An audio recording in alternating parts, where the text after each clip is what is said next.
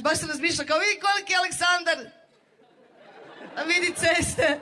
Znaš to, ali uglavnom, inače se vozimo željeznicama, često moramo ići u Sloveniju u hrvatskim željeznicama i ne volimo se voziti željeznicama iz tog razloga što, ne znam da znate, da zbroj svih vlakova u Japanu, koji je pun kurac veći i od Makedonije i od Hrvatske zajedno, zbroj svih vlakova u Japanu koji je kasno u godini dana je 20 minuta. Znači 20 minuta svi, zato rade harakiri tamo i to sve. U Hrvatskoj, ovo je dokazana činjenica, u Hrvatskoj zbroj svih vlakova koji kasne u godini dana je 20 godina. 20 godina mi zakasnimo u godini dana i nije ni čudo da se niko ne voli voziti željeznicama. Osješ tako tamo kasne, užasno je dosadno, ništa se ne dešava, smrti na željezničkom kolodvoru i jedina stvar koja promijeni tu monotoniju na željezničkom kolodvoru je onaj energični glas tete iz zvučnika koji se javlja kad vlak kasni kao... Poštovani putnici, vlak iz smjera Beograd, Slavonski Brod, Ljubljana, Minhen stiže na kolosijek. I normalno da se niko ne voli. Što ne je bilo puno bolje da na tim radnim mjestima rade neki ljudi koji se bave animacijom i sad ti čekaš vlak, muzika trešti iz zvučnika, čekam vlak, dijele se Red Bullovi, trube se dijele i jednom vlak kasni čuješ iz zvučnika, svi koji čekate vlak za Skopje recite yeah! Vlak malo kasni, ali to nema veze, jer se mi šta? Dobro zabavljamo! Iz Skopje, tako bi trebalo biti. Hvala.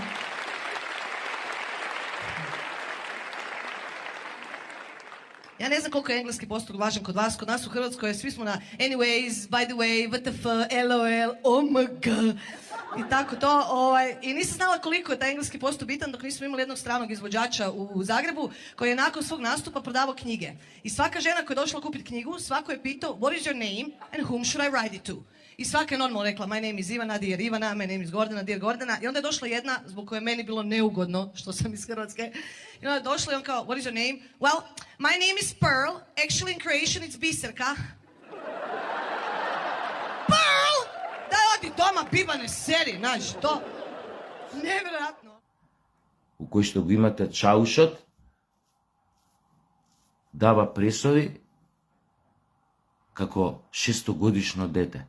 И ние сега ја бев многу excited кога видов Rockets, ние вуш и ракетите бенг, бенг, бум, бум, бум и уште ракети бум и ја бев стварно бев многу воодушевен кога ги гледам како прават ракетите, кога ќе удрат врз иранските нафтени складишта, кога ќе удрат, кога ќе направи дагао, рагадао, шалак, шлабадаб.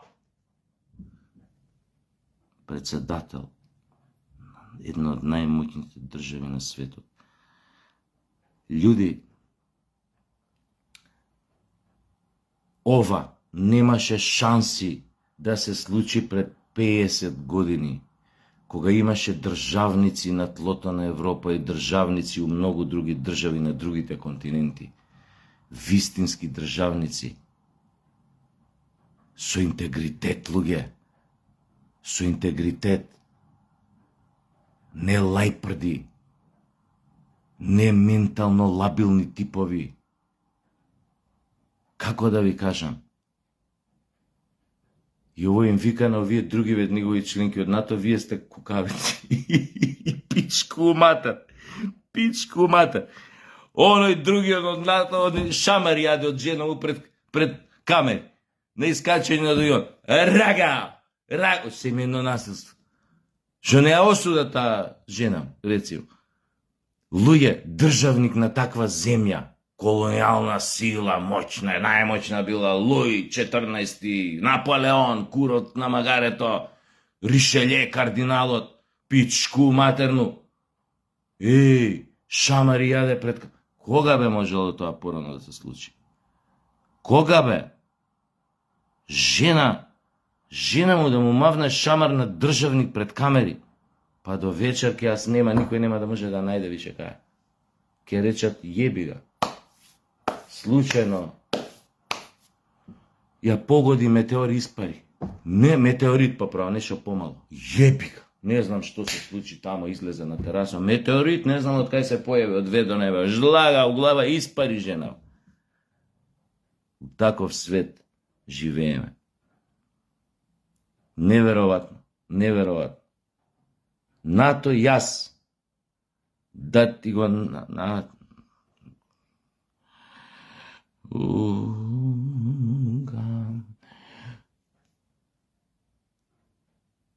Ја верувам кој знае колку средношколци пишуеле состав на оваа тема. И така, јас и НАТО са бајле се видовме, бевме на бурек, и после со јогурт, и после тоа отидовме кино утро, гледавме во Синеплекс, го гледавме Бамби, Дамбо и Джамбо и не знам кој тамо, и после тоа бевме малце у Луна парк, кој што не постои у Скопје, ама да го гледаме така рушевините од Луна паркот, да замишляме како се возиме на каруселот, на тркалото, на овие количињава електрични што беа итн. И така НАТО и јас поминавме еден прекрасен ден и се надевам дека НАТО ќе ми остане другарче до крајот на мојот живот и ќе можеме да си редиме лего коцкички и кога ќе бидеме у гериатрија и тамо негде кај у старечки дом, ќе ни себе мамата. Пиздави материна ненормална бе. Ти си за улудница бе, жено. За улудница си ти. Јас будалуете младинава ја индоктринирате од мали нозе. И после некој некогаш пред 50 години култна личноста праел. Била, не била демократија, било еднумие. Шо е ова? Шо е ова? Шо е ова? Само не е култна личност, тука е градење на култна алијанса. Која што и не е алијанса, пошто се меѓу себе внатре сите партнерки закарани до крв. Корогови увреќа се. Секој си го гледа својот гъс. Само на хартија се алијанса. Иначе секој си го гледа својот гъс. Да не го гледа својот гъс. Британија ке речеше, важи бе, друже, кловн. Доаѓаме, напаѓаме на Иран. Или ке речеше така Франција или Германија. Фуфка! Ко видоа какви ракети имаат. Фуфка!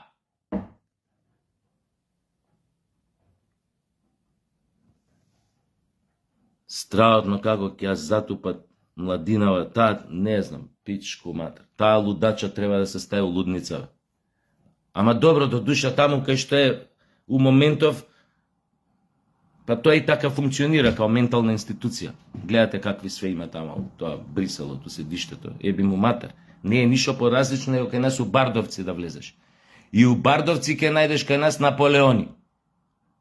Александар Македонски ќе најдеш, Наполеон вака шета по двор и вака гледа и кажува говори.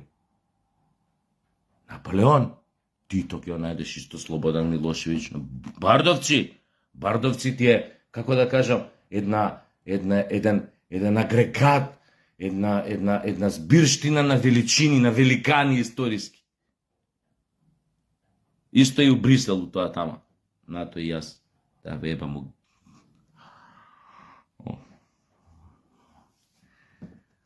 Ете така, сакав и нешто друго да ви кажам, ама предугачко ќе биде.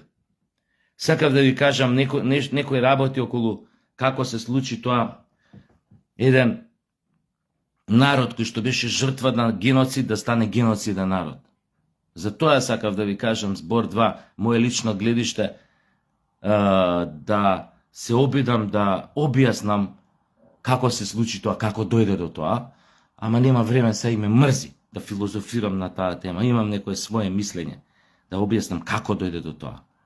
Да ете така. Да имате еден вистина, како се вика, избран народ у светот, кој што не трпи санкции од никој и кој што му е дозволено све да прави. Ке јадат санкции други држави, претежно поимања муслимански, Ирак, Иран, Сирија, Мирија, ке јадат санкции од Обединети нации. У Ирак, како последица на санкциите и немање лекови, ке умрат у неколку години пола милион деца и нема никој да одговара за тоа, ама затоа народ може да прави геноцид на околни народи што граничат со него, а никогаш да не попие санкции од Обединети нации.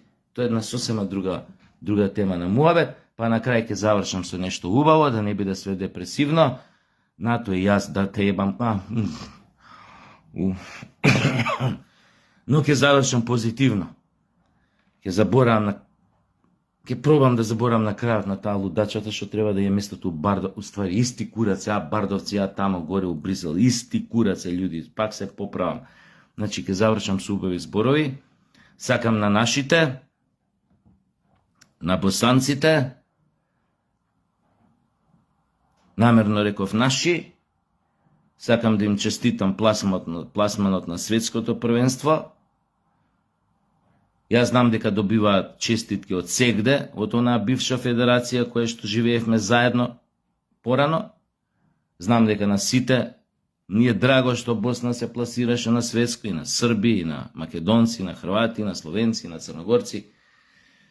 Буквално на сите.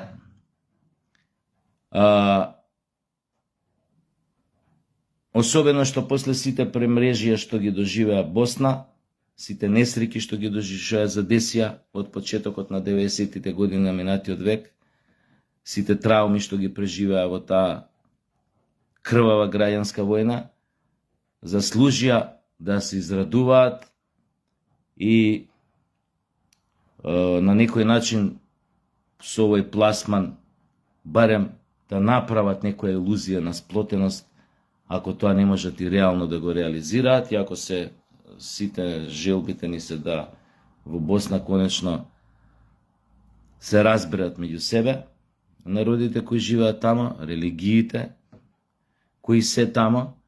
Јако мислам дека она што се случуваше во Босна тогаш кога беше најлошото се случи благодарение на слични такви лудаци како онаа што ја имаме горе у Брисел, кои што не знаеа да седнат на маса и ги турнаа своите народи во една неопишлива несреќа, која што последиците од таа несреќа се чувствуваат и денес. Секој е добро за босанските репрезентативци, страотно какви играчи имаат. Ја не сум ги знаел и тој Бајрактаревич и тој Алијагич, тоа се деца од по 18-19 години у пичку матер. Мислам, ја не ги знаев до скоро, него ги гледав прво, не знам, со Романија, со кој беше тамо, па со Словачка, па не знам. Тоа е стварно лудо.